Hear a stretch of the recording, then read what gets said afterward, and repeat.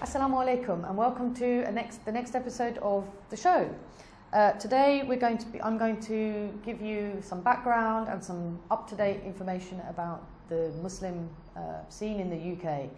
I think for some of you who may actually be watching this from the UK, maybe this won't be new, but for those that are watching from different places in the world, I hope that it's of interest and maybe you will learn some things and I'll be able to give you some information that you're not aware of. And some of it will be just facts, so I'll just explain the situation as it is in the UK for Muslims. Some of the things I might talk about might be more negative, some more positive, but hopefully, inshallah, it will be informative. So just to start off and just to say that in the UK we have something around 2.5 to 3 million Muslims. The population of the UK is 62 million, so of that a few percent are Muslim. So we're actually still a very small minority in this country. The reason we don't have exact figures, although we have just recently had a census, and every 10 years in this country we have a census where people have to fill in their details, and from that the government are able to gather statistics and data from all over the country. And that census is actually fascinating and very, very useful and interesting for all of us. We haven't had one for 10 years, and in that 10 years, the picture in the country has changed quite considerably. And even the official number of Muslims living in Britain has gone up by almost doubled since the last census. And some will say that that means that the figures have gone up and the amount of people, actually some of it is about how the data is collected and how more people are cooperating with that data collection. But we can say safely that we have up to 3 million, so it's more likely 2.7 million Muslims in Britain. Half and half, men and women, roughly. Actually slightly more women than men, even in the general population in this country. And this country is divided into wards, so voting areas and wards of the country. Each area of the country is divided so that each area of the country has its own local authority, and in each area we have councillors, local people that look after the affairs of that area, and then in each area you have an MP, a Member of Parliament, who then sits in the Houses of Parliament, which of course is based here in London. So each area is represented within the government from their local area. And the idea of that, of course, is that that person is aware and familiar with their area, and then they feed that back into central government, and then they feed in the problems as well as the good and the bad of what's happening in their local area, and they try and obviously lobby and do what they can for the people in their area. So they are elected. And we've now realised that in this last census that there are Muslims living in every single ward in the country, and that's, I think, something new that's happened in the last 10 years that wasn't there before. In the past, we've always had areas where the concentration of Muslims is greater, and that still is the case, but we also do have now every single area of the country there are Muslims, even if it's just a few or one or two, but every single ward in the country. That's just something worth remembering. So there are areas of Britain where there are more Muslims than maybe even other people, and in some areas of the country now the proportion of what we call ethnic minorities are more than not now, and that's quite an interesting issue as well for Britain, something that can be challenging but we also see as positive. In London, half of all Muslims in Britain live in London. And London, for anybody who has never been to London, I would welcome you to come to London and find out exactly how diverse and amazingly diverse London really is. There are many more than 70, probably more like 100 languages spoken in London, not just from Muslims, but all of the population of London.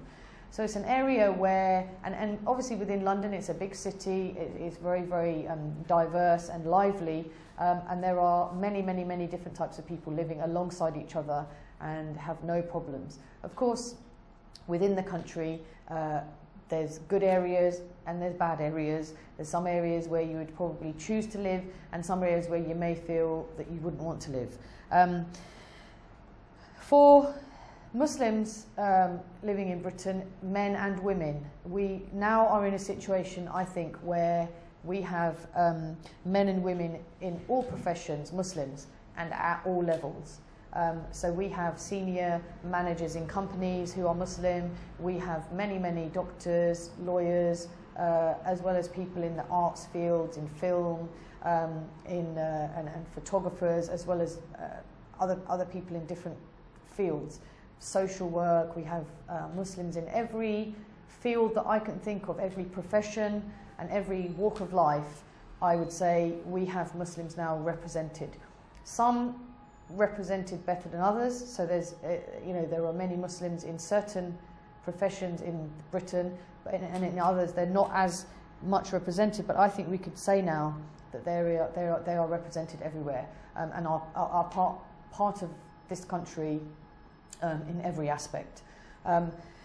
There is a gap between men and women. There is gender inequality in this country in certain aspects, particularly when it comes to the workplace. That's a general issue and something that has been vastly improved over the years, but it is still a reality, and we have to accept that. So things like pay, general working conditions, and sort of the way women and men are perceived is different, and some aspects of the way women are treated, or sometimes even mistreated within the workplace or in other aspects of life here, there is a gap, and that is work that needs to be continually done. But it has changed a lot, and of course in the last sort of even 100 years, the landscape and the way that women are part of life here and working, and I mean every aspect is very different to how it was even as little as 50 or 100 years ago.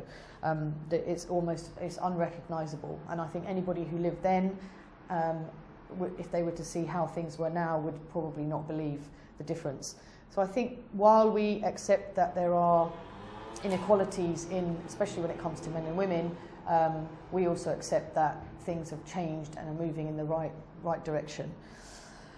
So roughly from a Muslim perspective, just looking at a couple of specific things for Muslims, we have roughly officially 1,500 mosques. I think it's more, so there'll be about 1,500 all over the country, and again where there are concentrated numbers of Muslims, those numbers will clearly be greater. So there'll be many parts of the country where they would never have a masjid locally, and for many people still in this country, they would never have been inside a masjid.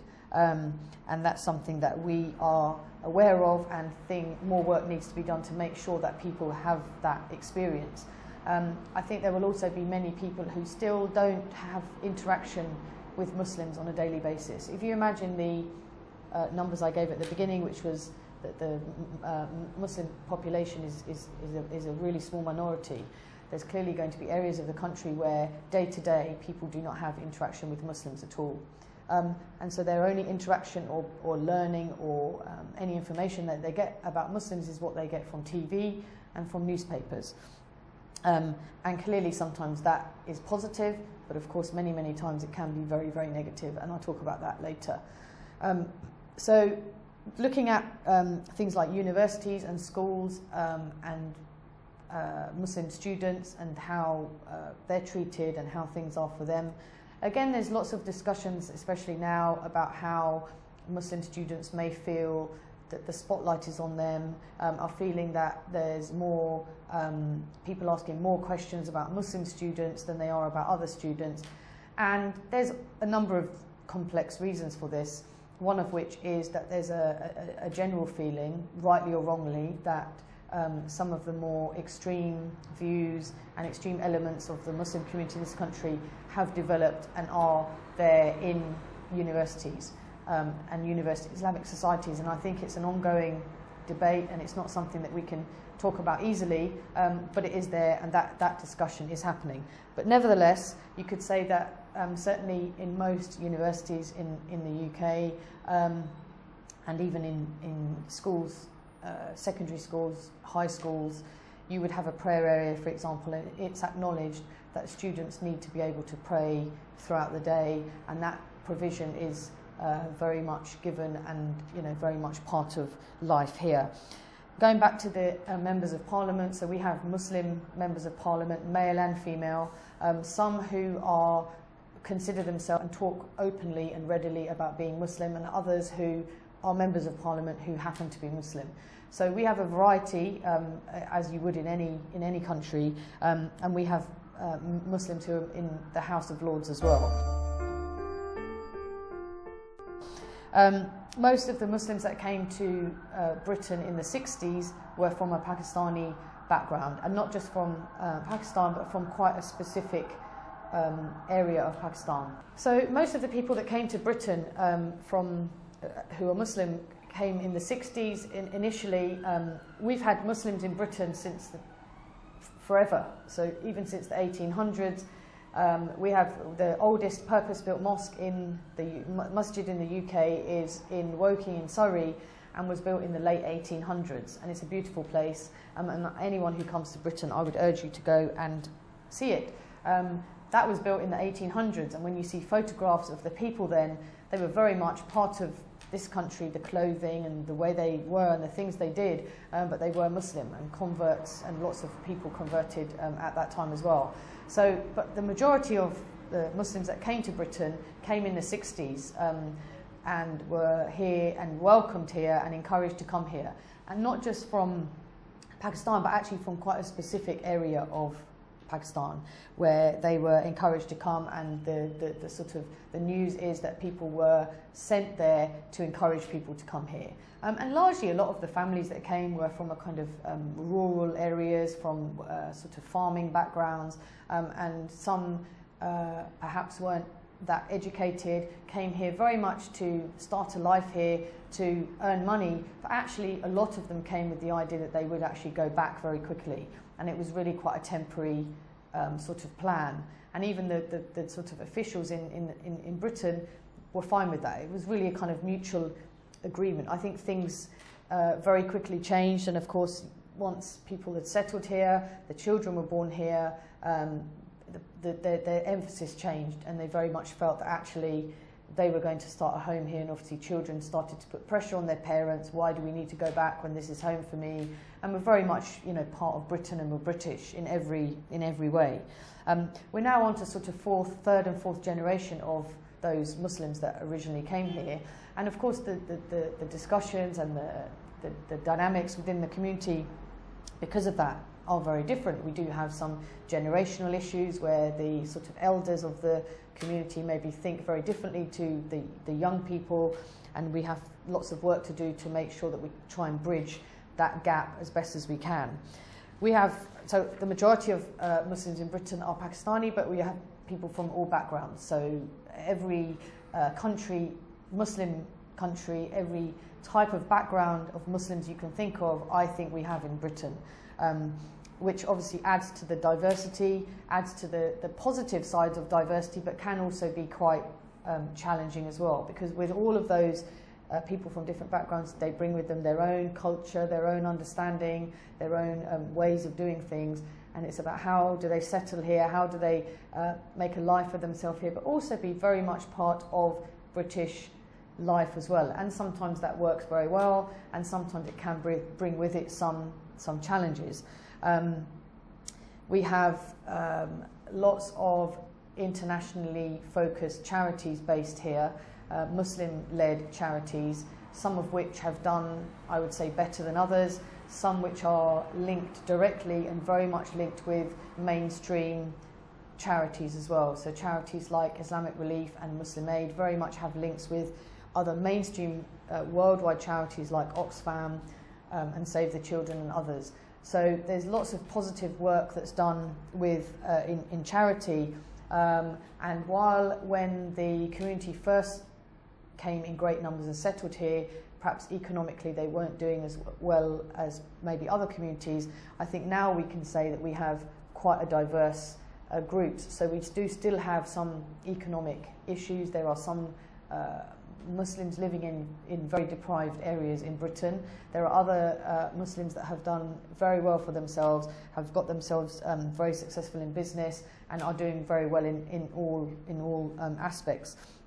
The other thing that I just wanted to share with you is that many Muslims have feel that it's important to have Islamic finance options in Britain, and that has also been something that has developed.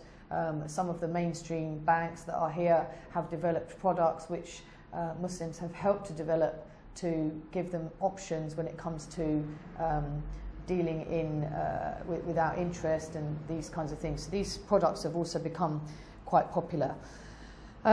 We have, as I said, 1,500, it's probably more, masajid in Britain, and they're around the country, and some of them are better than others. Some of them offer a lot more facilities, are a lot more broad-based than others, and even some of our other institutions, community centres, and some of the social projects that we have going on, some are run very well and some are needing work.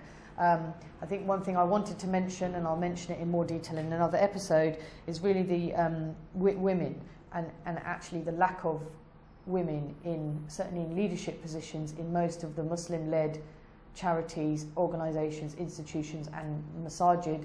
Women are at best there, but actually mostly quite absent. And I think that's an area that I certainly speak about a lot, and I'm trying to do what I can with others to redress that balance. I think we all know, and we kind of laugh about the fact that a lot of the voluntary work, charity work is done by women, but actually when it comes to leading and sort of making decisions in these institutions, women are not there enough, and that's a real problem for us in Britain. We also have masajid here which do not allow even women to pray. So we have, even in one area of the country, if I give you one example, one statistic, in one county, one large county, but it's still just one area of the country, which is Leicestershire, which is kind of in the middle of Britain, there are 55 mosques, and within that only 4 of them have even a space for women to actually pray.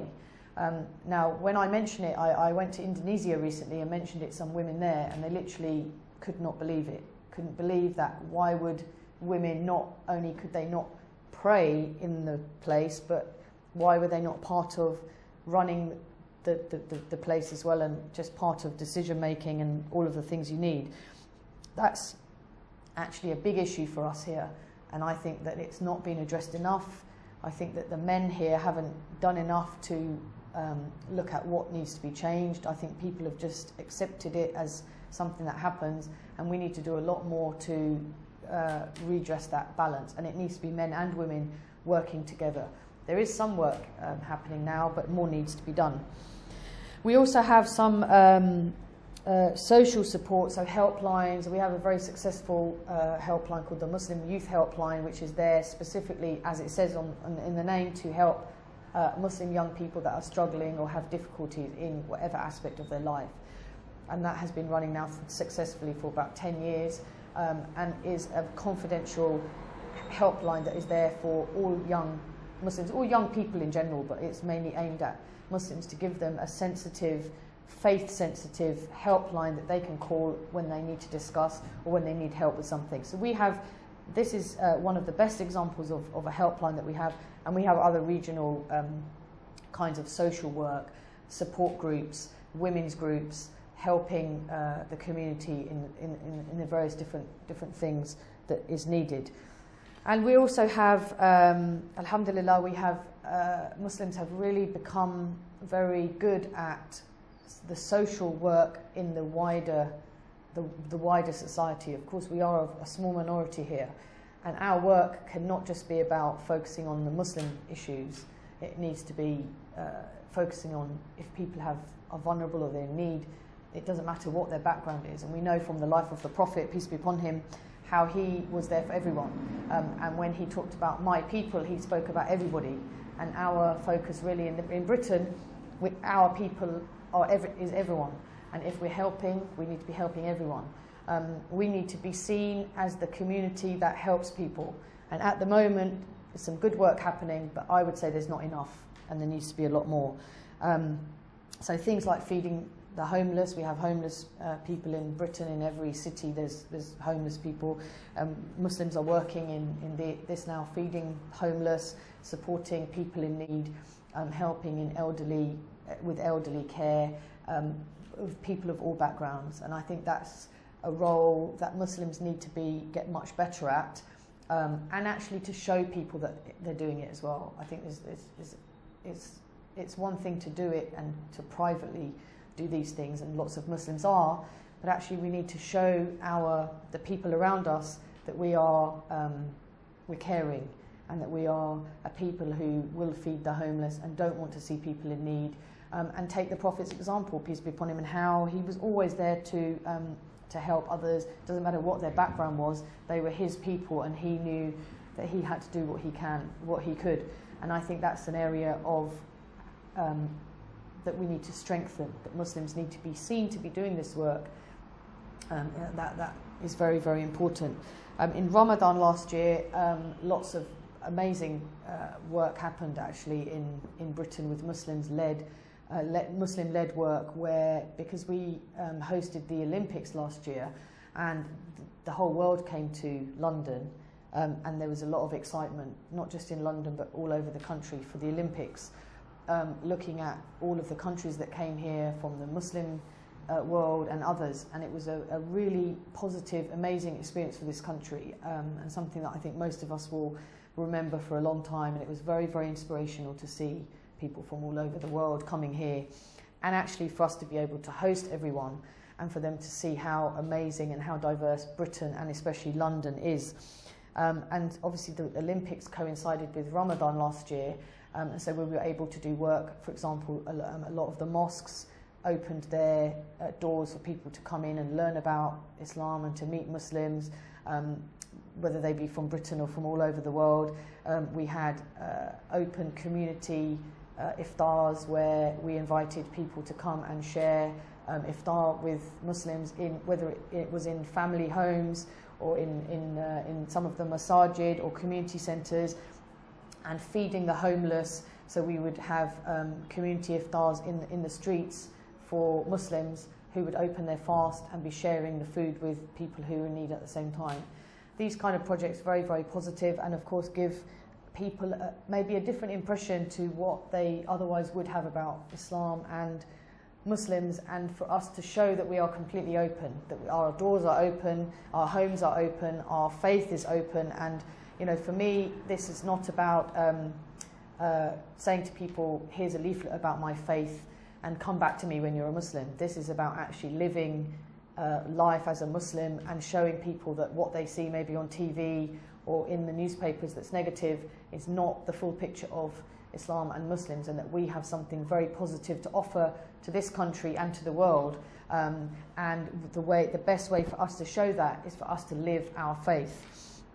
So I think just really in summary, this was meant just to give you a kind of a snapshot of life for Muslims in Britain, and some of the things that have been developed, and some of the services that we have, and some of the brilliant, amazing, positive work that's happening, but to also maybe just touch on briefly a couple of the areas where I think we need to be much better at, doing even more than we're doing at the moment, encouraging all of the Muslim communities to be much more active. I think we've been good, and we've seen amazing charity work in terms of money. So we've got the big charities, they collect the money. Muslims are very, very generous at giving so much money to charity. I think anyone who ever comes to a Muslim charity event in this country who isn't Muslim is always amazed at how much money is collected very, very quickly. Throughout Ramadan we have charity collections that are raising hundreds of thousands of pounds every night, in Ramadan especially.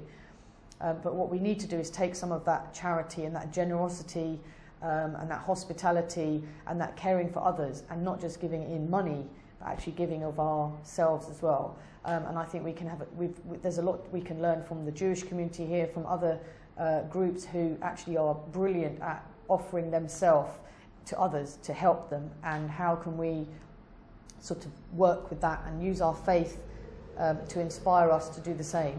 So I think in closing, I would just remind ourselves of how amazing the Prophet was at all of these aspects of life, and how we can be very thankful that we're living in as Muslims in Britain, but always be looking to do more as well.